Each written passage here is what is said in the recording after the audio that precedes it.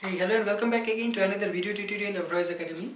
In this video tutorial, I am going to discuss about another phase of important experiment that was performed by three other major scientists in the middle of the 20th century, like in 1944 or 1945, in that period, in that years. Okay, in order to test that in the same with the same motive, with the hunt for the genetic material or the hunt for that particular molecule or the innate element that was responsible for incorporating the hereditary characteristics or the genetic characteristics and conveying the message from one generation to another. Okay, just like Sir Frederick Griffith performed in 1928, which was a revolutionary experiment. Okay, hitherto in the social lacuna, which was a totally a different. A sort of like mind-boggling experiment. Okay, what he performed, first Sir Frederick Griffith, what he did in the 1928, a totally different kind of modified experiment he performed in a very smart way. Okay, evolutionary, which was democratizing experiment, as I must say.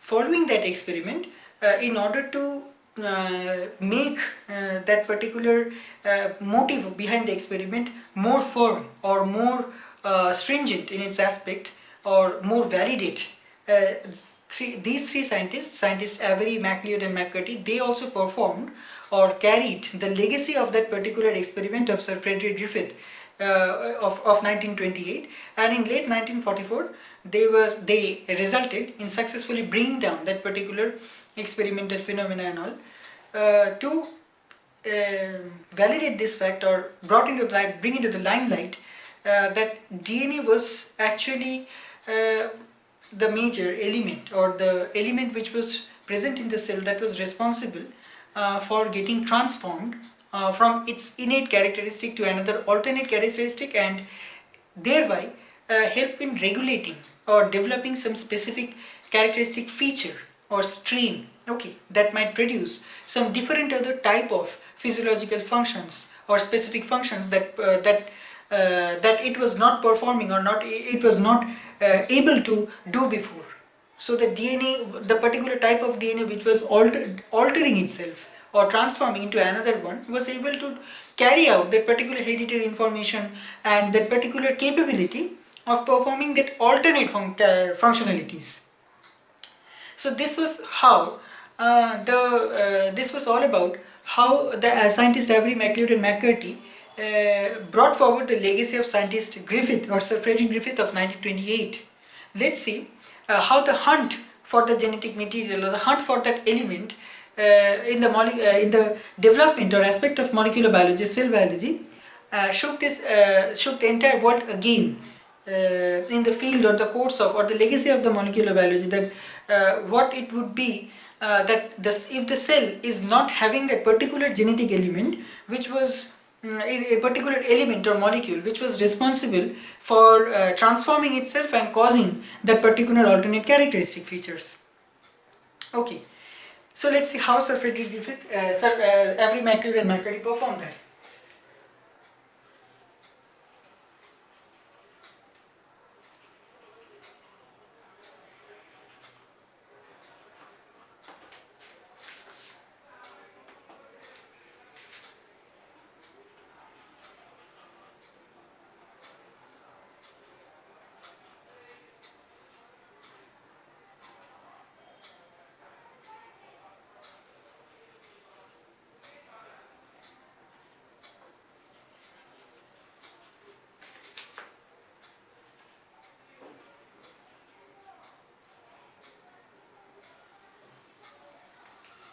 Okay, so this was in 1944, what Sir Avery, MacLeod and McCarthy, these three scientists performed in order to bring into the limelight the legacy of the same experiment which was performed by Sir Frederick Griffith. The sole concept or the reason behind the performance of this experiment in the era or the light of modern molecular biology, cell biology, in the evolution of that, was in order to hunt down or the hunt for that or test for that particular molecule present within the cell that is performing that vital role of performing that vital role in order to be successfully incorporating the characteristic feature or successfully conveying a particular message from one particular generation to the subsequent generation. Okay, this was the sole motive behind all these experiments. So what this in this experiment they performed two different chapters of this experiment. Okay, let this be the chapter 1.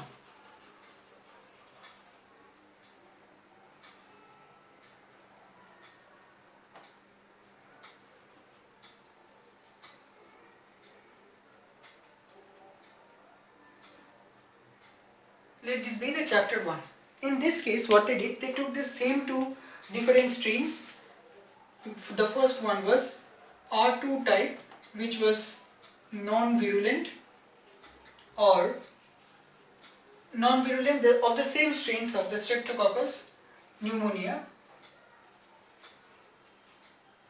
the same species which was taken by Sir Frederick Griffith, Streptococcus pneumonia.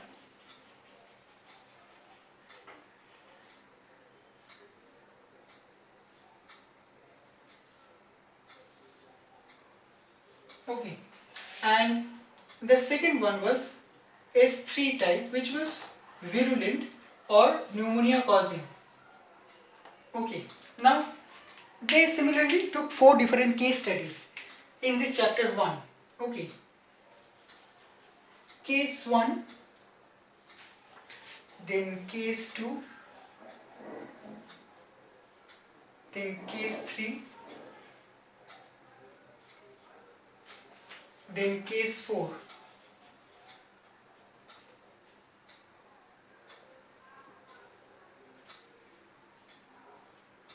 Okay. Now what they did actually, in the first case, they took a culture medium. They took the culture medium of both the S3 and R2 type. How they arranged that, I am going to show you that. They took the 4 different cultures. They segregated the 4 different cultures in 4 different manners. Okay.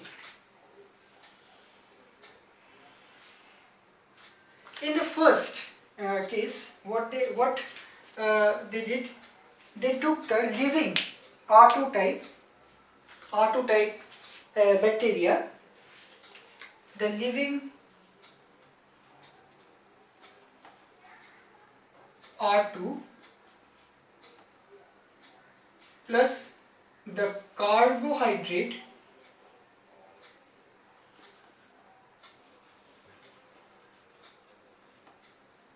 of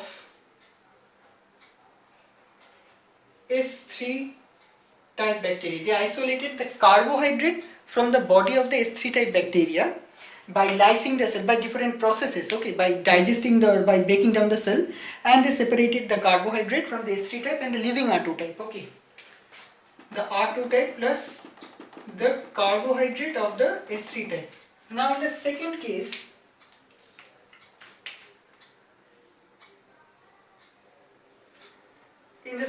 what they did, they took the living R2 type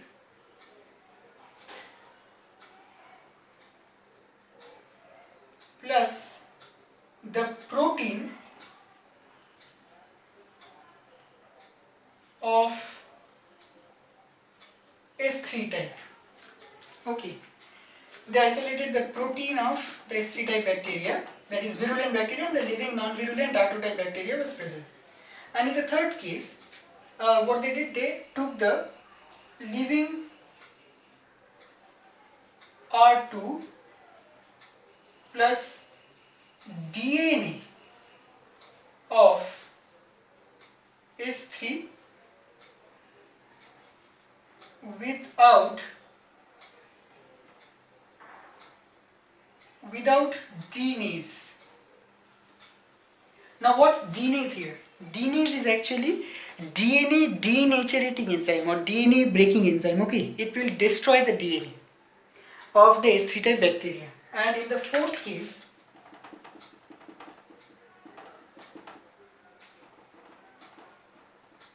they took the living R2 bacteria entirely plus DNA of S3 with DNase. Okay, now this is chapter 1, what they did. And now in the subsequent stages they incubated or kept this culture colony for a few time, for a specific time period, and again observed them in the petri dish or petri plate. Okay, they observed the cultures. Here also they took performed the same thing in the case 2. They observed them in the cultures. Here also they took the same thing. They observed the cultures after incubating them or culturing them for specific time period. And in the 4th case also they performed the same thing, or they did the same thing.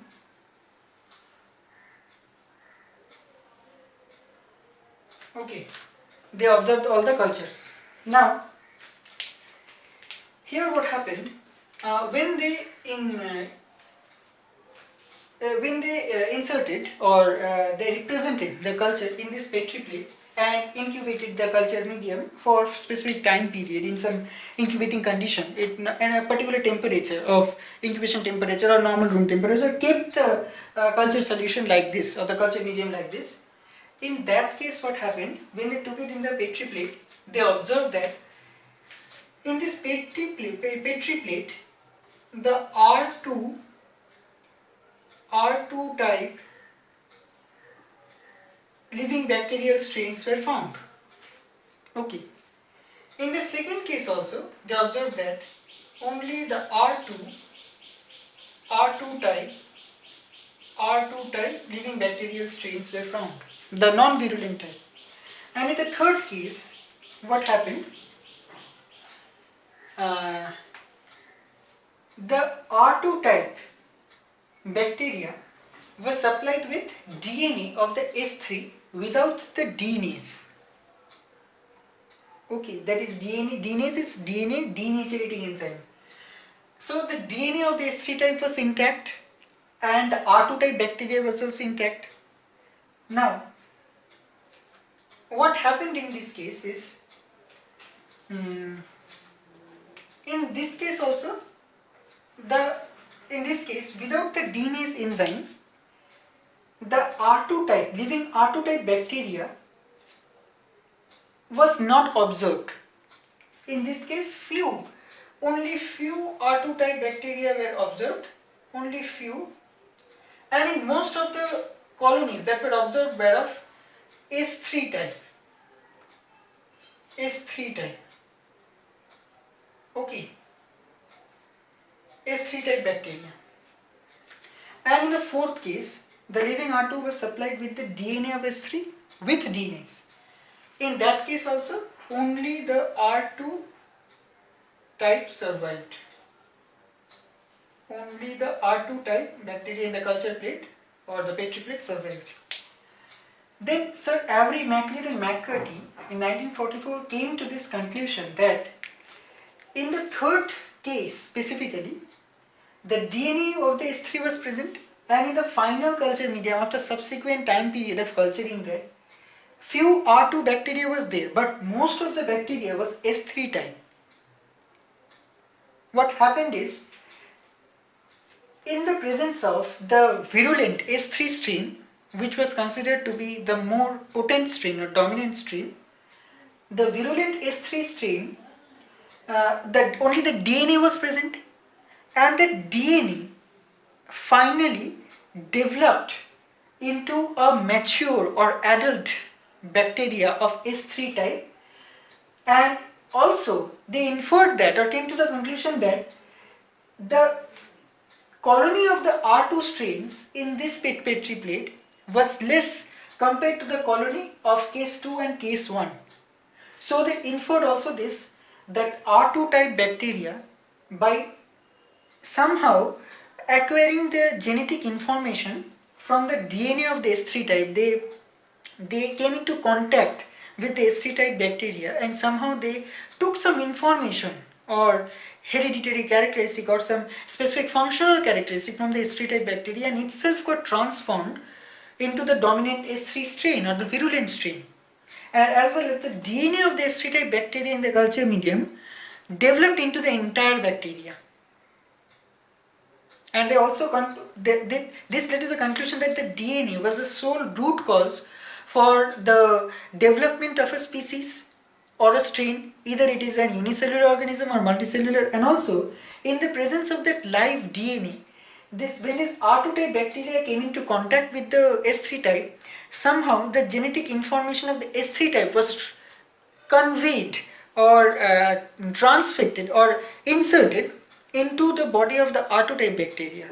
They acquired that information, okay. And after acquiring that, the R2 type strain itself transformed into the S3 type bacteria. And in the fourth case, what happened, the DNA of S3 was supplied with DNase. So DNase denatured the S3, but the DNase could not come in contact with could not denature the R2 type bacteria, because the R2 type bacteria was the entire bacteria was been given with the peptidoglycan layer, the complete cell wall, and the complete locomotory organs like the flagella, the entire rough type bacteria, the entire cell of the bacteria was given present there. Okay, now the R2 type bacteria, the DNA could not do its enzymatic action on that. The DNA was able to denature the DNA of S3 type.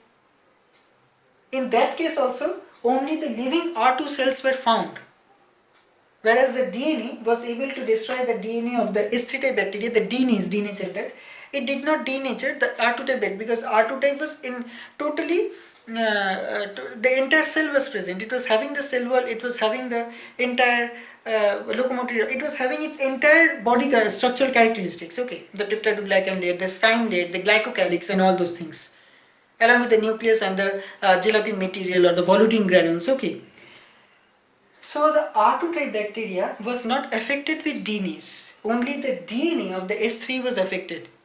So that's why Avery, MacLeod and McCready also came to the conclusion that in the medium with the DNase in case 3, in the medium without the DNase in case 3, the DNA of S3 was present, that S3 led to the complete formation of the S3 type, and the living R2 type strain also somehow got converted or transformed into the S3 type strain, the medium without DNase. But in the DNase, with DNase, there was no S3 present at all, only the living R2 type strains were observed. So DNA is that innate material, or they concluded that the genetic element was nothing but the DNA only, which was the root cause of the development of any hereditary or structural or functional characteristic or characteristic feature of a particular organism, and that helped in conveying the message from one particular generation to another. This was what concluded by Avery, MacLeod and McCarthy in 1944. Right. So this led to this led again adding a feather to the course of the modern molecular biology evolution in the field of the cellular biology, cell biological evolution, that the hunt for the genetic material was successful, and stable genetic material was concluded to be or identified to be the DNA, which led to each and every functionality starting from the development, starting from the inheritance of the hereditary character, starting from incorporating a specific character to the adaptation, evolution, and everything, A to Z, from each and every aspect, from the slightest aspect to the major functionalities of the body, or a maximum workabilities or capabilities of a particular organism hitherto in the social lacuna was nothing but only performed or only brought forward by the innate capability or the root cause of the DNA behind the screen. in the background process. Okay, so this is what all about how Avery, McLeod and McCurry demonstrated the phenomena. So if you like this video, subscribe my channel positively and share the video as much as possible. Hit the like button and also comment down in the comment section below. Thank you.